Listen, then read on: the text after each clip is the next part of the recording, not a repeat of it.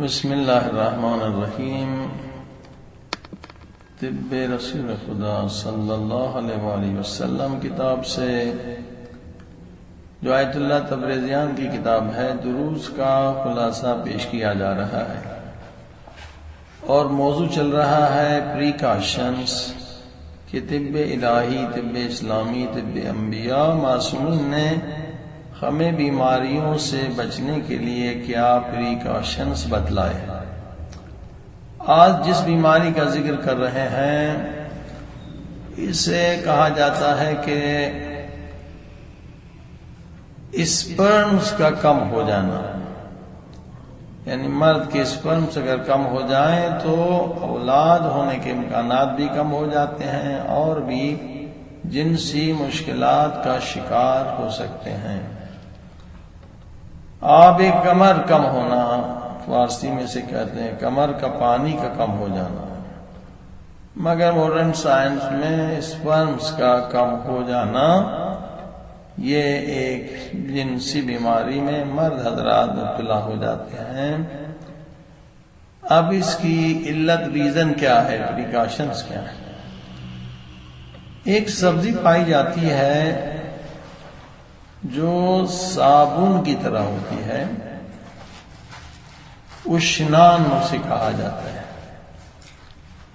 اس کے کھانے سے اسپرمز مرد کے کم ہو جاتے ہیں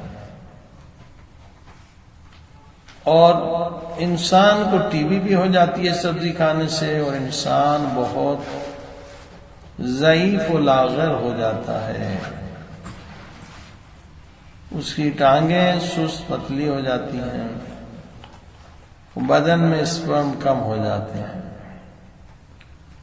دوسرا سویک جبکہ انبیاء کی غذا ہے، اس کے بہت سارے فوائد ہیں، بہت ساری بیماریوں کو ختم کرنے کے لیے استعمال ہوتی ہے، مگر سویک کو اگر کوئی انسان شکر کے ساتھ کھائے تو فائدے کے بجائے نقصان ہوگا۔ سویک کو تنہا کھانا چاہیے۔ سویک جو بھی ہوتا ہے، سویک سنجت بھی ہوتا ہے، مختلف سویک ہے، پاؤڈر ہوتا ہے مگر پورے کامل اس چیز کا پاؤڈر ہوتا ہے۔ تو طب اسلامی میں منع کیا گیا ہے کہ سویک کبھی بھی آپ چینی کے ساتھ نہ کھائیں۔ اور اسپرم کم ہونے کی تیسری علت جو بعض قوموں میں پائی جاتی ہے کہ بال جو کاٹنے چاہیے وہ بال نہیں کاٹتے، جیسے بغل کے بال، ناف کے نیچے سے بال نہ کاٹنے کی وجہ سے بدن میں اسپرم کم ہو جا سکتے ہیں۔ آج ایک اور بیماری جو بہت زیادہ بڑھ رہی ہے وہ ہے حمل کا مشکل ہونا، لہذا سیزرین اور آپریشن کے ذریعے سے بچے پیدا ہونے لگے ہیں۔ طب اسلامی میں اس کے بھی پریکاشنز بتائے گئے ہیں۔ پیارے پاک نبی صلی اللہ علیہ وسلم کی حدیث ہے کہ دھنیا مت کھائیں، دھنیا کھانا مکروہ ہے۔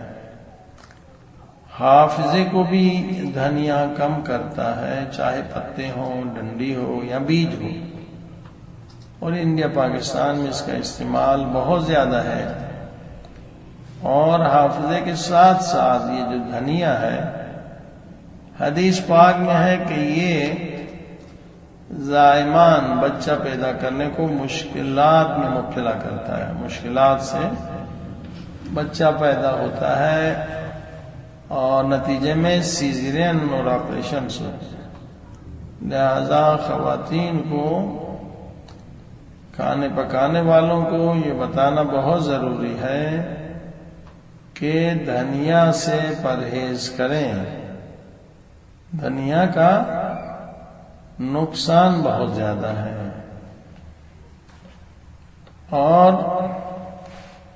اس کے مقابلے میں اچھی سبزیاں کھائی جائیں جس میں خرفہ ہے، کہ خرفہ کا بہت فائدہ ہے، خرفہ کی سبزی کا بہت فائدہ ہے. بی بی فاطمہ زہرا سلام اللہ علیہا کی پسندیدہ یہ سبزی تھی. اور ریحان خوشبودار پتا ہوتا ہے، اس کا بھی بہت فائدہ ہے. کاسنی کے لیے حضرت علی علیہ السلام فرماتے ہیں یہ بہشت کا قطرہ ہے، یعنی اس کے اوپر بہشت کا قطرہ گرا ہے، کاسنی کھائیے. اور اولاد بھی زیادہ ہوتی ہے، مگر ارکنت بھی ہے اس کا، خود کاسنی کھائیں. کچھ لوگ جو ہے ارکیات کے پیچھے ہوتے ہیں، خود کاسنی کھانے کا بہت فائدہ ہے. آئیے اب دوسری خطرناک بیماری سقط جنین. کتنے لوگ ہیں جن کے بچے بار بار گرتے ہیں، اور یہ بہت تکلیف دہ امر ہے والدین کے لیے، خصوصاً ماں کے لیے. اس کا پریکاشن صرف طب اسلامی میں آپ کو ملے گا، جو طب الہی ہے، علم وحی پروردگار ہے. حضرت امام جعفر صادق علیہ السلام فرماتے ہیں جو لوگ چاہتے ہیں کہ ان کا بچہ نہ گرے، یعنی جنین چھوٹی 1-2 مہینے میں 3 مہینے میں بچہ نہ گرے، صحیح سالم 9 مہینے کے بعد آئے، اسے کیا کرنا چاہیے پریکاشن کے طور پر؟ امام جعفر صادق علیہ السلام فرماتے ہیں کہ بیوی سے جب بھی ہم بستر ہوں تو اسلامی مہینے کی پہلی تاریخ کو بھی نہ ہو، 14-15 تاریخ کو بھی ہم بستر نہ ہو، 29-30 کو بھی نہ ہو، یعنی اول مہینہ، درمیان مہینہ، آخر میں. بہت ساری حدیثوں میں منع کیا گیا ہے، بہت سارے نقصانات بتائے گئے ہیں. ان میں سے ایک یہ ہے کہ بچہ گر جائے گا، صحیح سالم پیدا نہیں ہوگا. اگر صحیح سالم پیدا بھی ہو گیا تو دماغی طور پر صحیح سالم نہیں رہے گا، بلکہ بچہ پاگل ہوگا، دیوانہ ہوگا. اور سخت جنین یعنی بچہ نہ گرے، اس کے لیے بہت سارے اور اعمال بھی بتائے گئے ہیں. ایک یہ ہے حدیث پاک میں کہ آپ بچے کا نام رکھ لیں. اگر لڑکا ہوگا تو یہ نام ہوگا، اگر لڑکی ہوگی تو یہ نام ہے. اس کا بھی فائدہ ہے. اور پہلا بچہ اگر ہے اس کا نام پیارے پاک نبی صلی اللہ علیہ وسلم کے نام پہ رکھیں، یعنی محمد علی، محمد حسین، محمد رضا. اور ہر دن بچے کا صدقہ دیں، یہ بھی بہت ضروری ہے صدقہ دینا کا. اور انشاءاللہ کیونکہ اس وقت صرف پریکاشن پہ بات ہو رہی ہے، تفصیل سے بہت ساری دعائیں ہیں، قرآن مجید کی آیتیں ہیں جن کو پڑھنے کا حکم ہے، تو بچہ انشاءاللہ کبھی نہیں گرے گا، صحیح سالم پیدا ہوگا. آئندہ احادیث میں ذکر ہوگا. لیکن جن لوگوں کے بچے گر جاتے ہیں وہ بھی اللہ کی رحمت سے مایوس نہ ہو جائیں. ظاہر ہے کہ 8 مہینے، 9 مہینے، 6 مہینے کے بعد اگر بچہ ماں کا گر جائے تو کتنی تکلیف ہوگی اسے. والدہ کے لیے بہت تکلیف دہ امر ہے. مگر اللہ پاک نے اس مصیبت کے پیچھے اجر رکھا ہے. وہ اجر کیا ہے کہ یہی بچہ چھوٹا بچہ جو 2 مہینے کا، 4 مہینے کا، 5 6 7 8 مہینے کا بچہ جو گر جاتا ہے، سبحان اللہ، اللہ پاک قیامت کے دن والدین کے لیے شفاعت کا وسیلہ بناتا ہے کہ وہ بچہ فریاد کرے گا کہ میرے اللہ، میں جنت میں نہیں جاؤں گا جب تک میرے والدین کو تو بخش نہ دے۔ لہذا اولاد پیدا کرنے سے لوگ نہ گھبرائیں، حتیٰ کہ رسول خدا نے فرمایا مسلمانوں کی تعداد زیادہ بڑھاؤ، حتیٰ کہ بچہ جو گر جاتا ہے اس کا بھی خدا تمہیں اجر دیتا ہے۔ اور آج اس قدر مسلمانوں کا برین واش کر دیا گیا ہے کہ دشمن کو مارنے کی ضرورت نہیں ہے، مسلمان خود اپنی نسل کو قتل کر رہے ہیں، مار رہے ہیں، روک رہے ہیں، ٹیبلٹس کھا کر، جن ساری ٹیبلٹس کے سائیڈ ایفیکٹس ہیں اور خطرناک سائیڈ ایفیکٹ کینسر ہے، جو بچے کو روکنے کے لیے دوائی کھائی جاتی ہے، اس کے بہت نقصانات ہیں، وہ نقصانات بھی برداشت کر رہے ہیں، مگر بچے پیدا آج مسلمان نہیں کر رہے، ورنہ آج آسانی سے مسلمانوں کا قتل عام رک سکتا ہے اگر اسی حدیث پاک پہ عمل کریں جو رسول خدا نے فرمایا نسل مسلمانوں کی بڑھاؤ، قیامت میں فخر کروں کہ میری امت کی تعداد سب سے زیادہ ہے، چاہے وہ بچہ جو گر جائے اس کا بھی تمہیں خدا اجر دے گا۔ آپ کے سامنے مثال ہے، آج ایٹم بم سے بھی زیادہ خطرناک، پاورفل، طاقتور جو ہتھیار ہے وہ یہی نسل بڑھانا ہے۔ کالوں نے دنیا کو دکھا دیا، امریکہ کے کالوں پہ بہت ظلم ہوتا تھا، شادی کرنے کا انہیں حق نہیں تھا، اپنا نام رکھنے کا حق نہیں تھا، کیا کیا انہوں نے ظلم دیکھے، مگر انہوں نے اچھا فیصلہ کیا کہ ہم مقابلہ نہیں کر سکتے گوروں کا، نہ علم میں، نہ تجارت میں، نہ ٹیکنالوجی میں، ایک چیز میں ہم مقابلہ کر سکتے ہیں، نسل بڑھانے میں۔ تو ایک دن ہمیں آزادی ملے گی۔ آج جو ہمیں بسوں پہ چڑھنے نہیں دیا جا رہا، اسکول میں جانے نہیں دیا جا رہا، تم کالے ہو کالے ہو اتر جاؤ، آخر وہی ہوا کہ انہوں نے اپنی نسل کو بڑھایا، آپ نے دیکھا کہ یہ کالا وائٹ ہاؤس میں پریزیڈنٹ بن کر آ گیا۔ لہٰذا یہ سامنے مثال ہے، مسلمان اب بھی آنکھیں نہیں کھولتے۔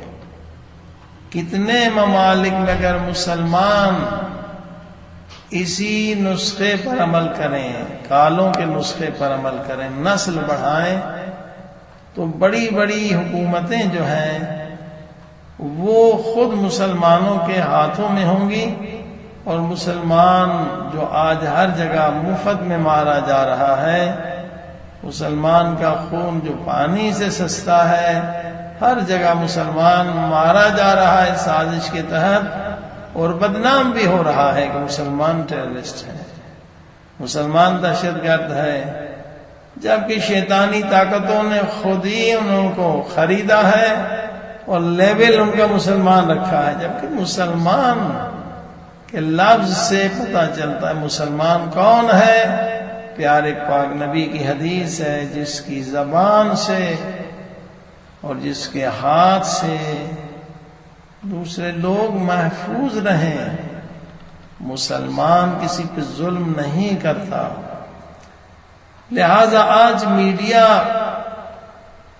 ان کے ہاتھوں میں ہے جو مسلمان کے خیر خواہ نہیں ہیں۔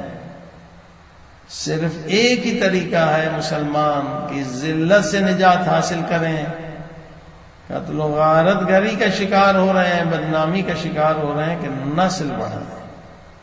اور اسی پاک نبی کی پاک حدیث پہ عمل کر کے دیکھیں تو مسلمانوں کی تقدیر بدل سکتی ہے۔ اور قرآن مجید نے سختی سے منع کیا ہے، گناہ کبیرہ ہے قتل کر رہے ایک معصوم بچے کو۔ آپ کو کیا پتا وہ بچہ آگے بڑھ کر ایک بہت بڑا فلسفی ہو جائے۔ اولاد رزق ہے، یعنی خدا رزق دے رہا ہے، انسان بدبخت و نادان برین واش، جس کو شیاطین نے برین واش کیا ہوا ہے، خود اپنی نسل کو قتل کر رہا ہے۔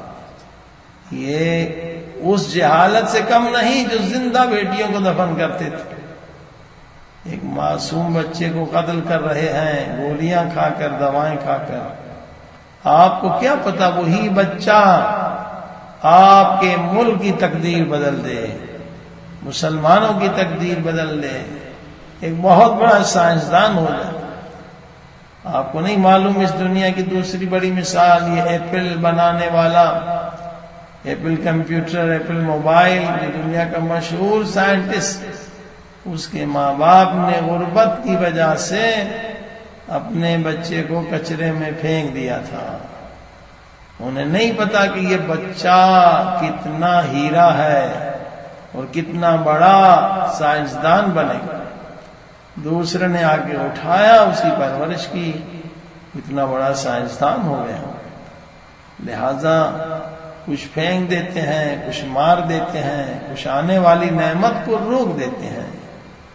یہ واقعاً آج جہالت وہی ابو جہل کی آج بھی موجود ہے، اسی لیے آج مسلمان ہر جگہ مارا جا رہا ہے، ہر ملک میں مارا جا رہا ہے، ہر جگہ ذلیل ہو رہا ہے۔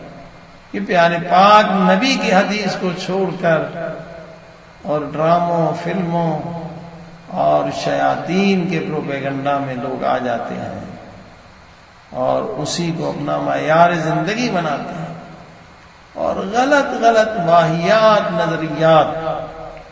یہاں پر بھی ضروری ہے کہ ہم اپنے عقائد کو مستحکم کریں تاکہ اپنے ہی ہاتھوں سے اپنی نسل کشی نہ کریں۔